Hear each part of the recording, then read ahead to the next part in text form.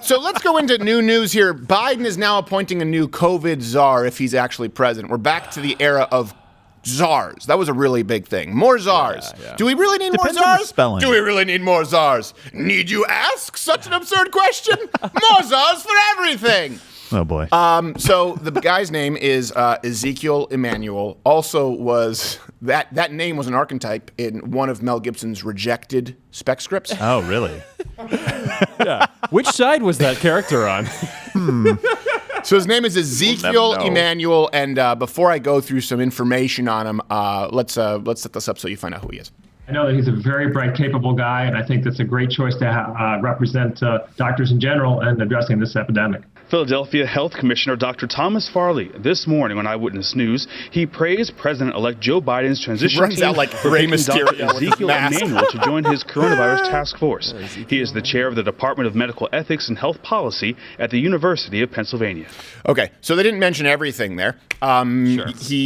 Ezekiel Emanuel also served as the Obamacare director. Oh. And by the way, he's one of the architects, and now he's like, yeah, we screwed up. We really need to bring down costs. And then he says, he recently said this, he says, but this is a bipartisan issue. Well, yeah, bringing down costs is a bipartisan issue. Of course. But before you guys created it, we said it's got to bring up costs. Yeah. Yeah. If you were a literal architect, would be in some serious trouble too. Right. Yeah. Can you imagine if you built a freeway loop and it's just cars going into other cars nonstop? It's like, wow, it was a goof. We need to cut down on accidents, right? This is a bipartisan issue. This is a bipartisan issue. We need to stop people from dying on that loop. But before you created the loop, every single Republican voted against the loop. Oh, if you want to play politics with it. You're right, I do. Unpopular opinion. So here's another thing. When COVID hit, Emanuel did push for lockdowns, and then he found a way to make money off of it. Here's the thing, and people get so mad at Donald Trump saying that some people profited off it. It doesn't mean that people created COVID in a lab to try and make money, but it does mean that you get more money off of patients who have COVID in hospitals. This is the same thing with grants for environmental research. If you say, I want to study, I don't know, the worm gathering patterns of the North American blue jay, we're going to give you about $5. You say, I want to study the North American blue jay worm gathering pattern in relation to climate change. $50 million. There you go. Magic words. That's a good trick. Yeah. Where are you gonna do it? We're just gonna take it from what we were gonna give it to Elon Musk. But you, sir, I like the cut of your jib. So here's what he did. He worked for COVID-19 Recovery Consulting. It was a company that charges. So this is a guy who advocates for lockdowns. Okay, this is why this is so sinister. He advocated for lockdowns. The company that he worked for profited off of COVID specifically by providing advice for businesses on how to reopen.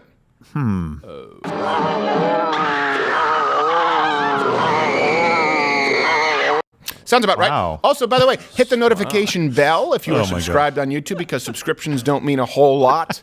And of course, every weekday morning right now at 10 a.m. Eastern, there's a lot that's been developing, and it's been crazy.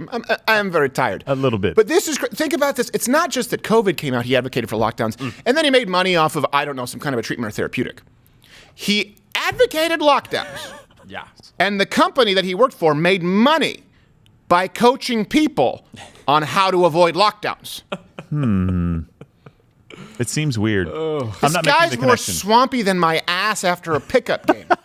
And I don't do that very often. No, thankfully. So that's why it's so bad. I'm not conditioned. This guy, too, Ezekiel Emanuel. Ezekiel Emanuel? One way or the other. Doesn't matter. Yeah. Double E. Ezekiel Emanuel. Just pick the most Jewish name you possibly can. And I don't say that. Sure. But like, even Ben Shapiro is looking at his name going like, oh, well, that's a little severe. It's brother of Ram.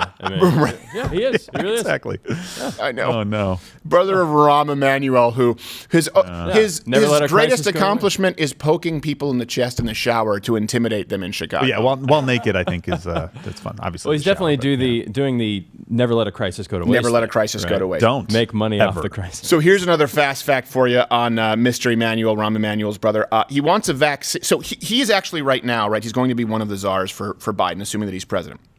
And he's actually the person who's laying out kind of the plan of what we do to get over COVID. This is the guy who advocated for lockdowns and then profited off of telling businesses how they could avoid lockdowns. He wants the vaccine to be available. Now, this term globalist is often thrown around, and sometimes I avoid it because people just use it to, they attribute it to anything they don't like. Right. But this is actually, so what do I actually mean when we talk about this? Well, there's a nationalist view. Now, this has nothing to do with race, but a nationalist view, for example, with a vaccine. If we get a COVID vaccine, Pfizer, right, 90% effective vaccine, if we create the vaccine, we develop the vaccine, that a nationalist view is we take care of Americans first. We make sure that Americans are taken care of so that they don't get COVID, and we cut down on our deaths, and then we benefit the rest of the world. A globalist viewpoint puts all of us on even footing, which, you know, Pfizer, here in the United States, we develop the drugs. We create the drugs. We spend money on the drugs. You bitch about how we have a for-profit healthcare system. Then you subsidize your healthcare systems off of us, and then we're supposed to give the drugs to everyone else first. No, get your own drugs. We partnered with a German company, so maybe they'll get a few. Yeah, just that's a right. few. German, but that's okay. Just Germany.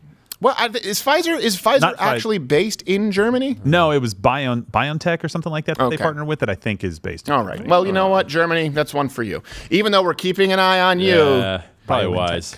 Every half a century or so. You guys really screw things up. So this is the point of view from because this man, Ezekiel Emanuel, uses the language nationalist versus a global approach in his write-up. So you can go and read his paper. I think we have a link to it somewhere in the description here, where he talks about how we are not going to prioritize Americans getting the vaccine. We will only give enough Americans the vaccine to reach herd immunity to minimize deaths, and then distribute it globally before we distribute the maximum amount to the United States. This is what he is actually, this is the plan for the rollout because he believes it's fair. You can read his own language. It's about fair global distribution. So here's something else that's very interesting to me when I read this paper, this proposal from him.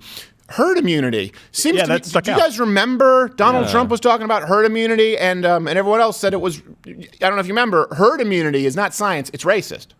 I feel deep pain and shame, frankly, that 67 million Americans voted for herd immunity and the person who ran an explicitly racist campaign.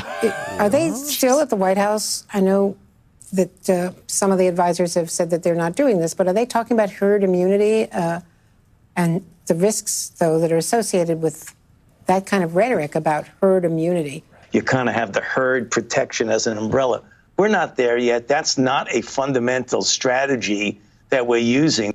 Yeah, and he also read the write-up to Rand Paul for even discussing it. Remember in that hearing? Yeah. You don't know anything about herd immunity. Well, what percentage is needed? Words. So here's the thing.